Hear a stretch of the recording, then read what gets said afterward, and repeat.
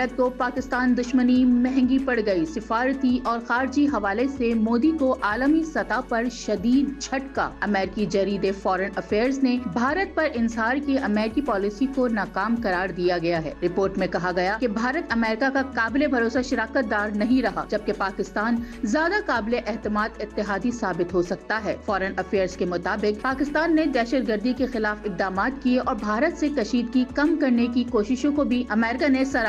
Report میں کہا گیا کہ ریکارڈڈ سمیٹ پاکستانی وسائل میں امریکی سرمایہ کاری کے خطے کو مستحکم بنا سکتی ہے۔ مزید کہا گیا کہ پاکستان کی قومی سلامتی پالیسی امریکہ اور چین کے ساتھ متوازن تعلقات پر زور دیتی ہے، جبکہ ماضی میں پاکستان نے دونوں طاقتوں کو قریب لانے میں پل کا کردار بھی ادا کیا ہے۔ جریدے نے خبردار کیا کہ بھارت پر یک طرفہ توجہ خطے میں دراریں ڈالیں گی اور امریکہ کے اثر و رسوخ کو کمزور کریں گی۔